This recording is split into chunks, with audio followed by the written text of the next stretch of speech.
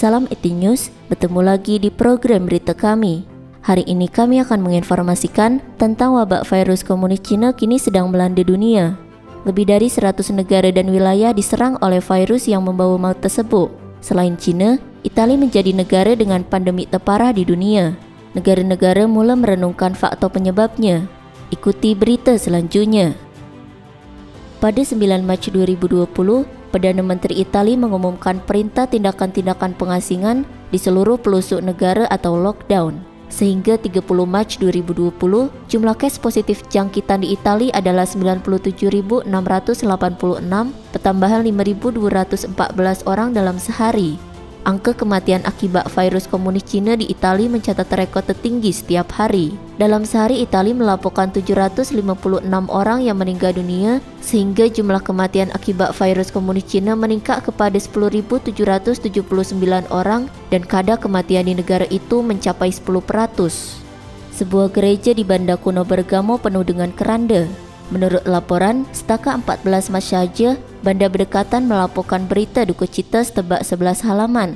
Rata-rata dalam masa 4 minit, seorang akan meninggal dunia akibat virus komunis Cina itu. Situasi Bandar Bergamo di wilayah Lombardi, Italia sepenuhnya berada di luar kawalan. Selain mempercayai propaganda komunis Cina yang secara tidak langsung telah menyebabkan kurangnya keupayaan pencegahan pandemik, pengamatan kalangan luar negara menyatakan bahawa hubungan yang erat antara Italia dan komunis Cina adalah kunci sebenar yang menyebabkan wabak pandemi itu telah terlepas pengendalian. Editorial yang diterbitkan oleh The Epoch Times Amerika Syarikat pada 10 Mac 2020 lalu, yang juga ET News tayangkan, menyebut bahawa timbulnya virus komunis Cina ditujukan kepada komunis Cina dan tersebar ke seluruh dunia pada negara, bandar, organisasi dan individu yang memiliki hubungan dekat dengan komunis Cina. Lansu, seorang penyiar peristiwa terkini di Amerika Syarikat berkata, "Kali ini saya melihat fenomena yang menarik. Negara-negara yang semakin dekat hubungannya dengan komunis Cina cenderung menerima impak buruknya. Masalah yang dihadapi Italia sekarang ini amat tragik. Cuba anda hubung kaitkan dengan segala sesuatunya. Orang-orang Cina, anda tidak perlu percaya kepada takdir. Ya, itulah takdir." Sebagai salah satu anggota G7, Italia membentuk perikatan dengan komunis Cina pada Mac lalu dan menguatkan perkongsian strategi yang komprehensif, menjadi negara pertama di Eropah yang menandatangani perjanjian One Belt and One Road atau OBOR dengan komunis Cina. Selain itu juga membentuk 74 pasangan bandar persahabatan dengan komunis Cina, termasuk Lombardi, Milan, Venice dan Bergamo yang paling parah terkena impaknya. Sejak 2006, Cina juga telah membuka 12 institut Confucius dan hampir 40 sekolah Confucius di Italia. Di samping itu, polis komunis Cina yang berkeliaran di kebanyakan jalanan di beberapa bandar di Italia telah wujud sejak tahun 2016. Berita memetik bahawa itu adalah sebahagian daripada pelaksanaan perjanjian persefahaman yang ditandatangani di antara Italia dan Cina pada tahun 2015 lalu. Majalah dalam talian Bitter Winter mempersoalkan sambutan Italia terhadap Cina yang merupakan negara yang secara kejam telah menindas rakyatnya dan secara sewenang-wenangnya menahan jutaan rakyatnya, menganiaya, mengambil organ secara paksa termasuk organ hidup, serta menyeksa dan membunuh ramai rakyatnya. Adakah ini normal? Sebagai makluman, majalah Bitter Winter dilancarkan pada Mei 2018 yang menyiarkan pengisian secara dalam talian tentang kebebasan beragama dan hak asasi di Cina. Diterbitkan setiap hari dalam 8 bahasa oleh CESNUR, Pusat Pengajian Agama-Agama Baru yang beribu pejabat di Torino, Italia.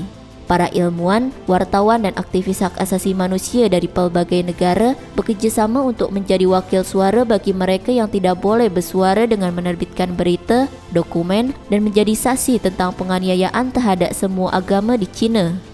Puan Wang, warga Cina memberi komen dengan mengatakan, mereka itu semuanya adalah kaki tangan komunis Cina. Siapapun yang dekat dengan mereka berkemungkinan akan turut bernasib malang. Pendapat lain, sekarang pandemi telah merebak ke seluruh dunia, tetapi komunis Cina selalu mendakwa tiada kes tambahan virus komunis Cina dan terang-terang pandemi itu sangat serius, namun sudah memaksa agar tempat awam dibuka dan para pekerja kembali bekerja seperti biasa. Lebih jauh, Puan Wang berkata, bukankah komunis Cina itu sektor ajaran sesat terbesar, menggunakan rakyat jelata untuk mensubsidi rejimnya? kemudian menggunakan kekuatan jahatnya untuk menghancurkan dunia. Orang-orang yang turut serta membantu mereka pasti akan bernasib tragik. Sementara itu, Menteri Luar Negeri Komunis Cina, Wang Yi berkata bahawa persahabatan Cina dengan Itali akan meraih perkembangan baru dalam perang melawan pandemik. Pejabat berita Xinhua mendakwa bahawa hubungan Cina dan Itali semakin kukuh dalam suka dan duka. Pada 12 Mac, Komunis Cina telah menghantar 9 pakar perubatannya dan membawa 31 tan peralatan perubatan yang diterbangkan terus dari Shanghai ke Rom, Itali. Namun, semakin dibantu Komunis Cina, situasi di Itali semakin buruk. Setakat 12 Mac hingga 13 Mac sahaja, sejak pasukan pakar anti-epidemik Komunis Cina tiba di Itali, sudah dilaporkan kira-kira 250 orang meninggal dunia dalam sehari akibat virus Komunis Cina. Lan Su, penyiar peristiwa terkini Amerika Syarikat mengatakan bahawa pada zaman kuno ada norma tentang benar dan salah, juga ada langit, bumi dan tau. Namun walaupun Komunis Cina tidak mengakuinya, itu tidak berarti norma-norma itu tidak wujud. Rezim Komunis Cina yang kejam telah bertindak bertentangan dengan hukum alam selama beberapa dekade ini pasti akan runtuh jika bukan daripada rakyat, pasti dari Tuhan ketika mengalami bencana. Lebih jauh, Lan Su mengatakan, baik pemimpin asing atau organisasi, ketika Komunis Cina mengalami bencana, Anda mengirim dana kepada rezim kejam ini, menyediakan dan membuka pasaran serta teknologi. Anda juga melanggar hukum alam. Anda tidak mampu, tidak perlu mempercayai perkara seperti ini. Selama Anda berhubungan erat dengan Komunis Cina, Anda akan menanggung akibat buruk di pengakhirannya, iaitu wabak dan segala macam bencana alam atau akibat perbuatan manusia yang tidak pernah terlintas dalam fikiran Anda. Sementara Sekutu Barat khawatir Komunis Cina akan mempengaruhi keuangan dan politik Itali melalui Belt and Road, tetapi tidak disangka impak buruk yang terlebih dahulu dialami adalah nyawa orang-orang Itali. Mengaitkan bantuan diberi Komunis Cina, seorang netizen memberi komen, kuda Trojan telah diletakkan dan tali pinggang pandemi dan jalan masih perlu dilaksanakan.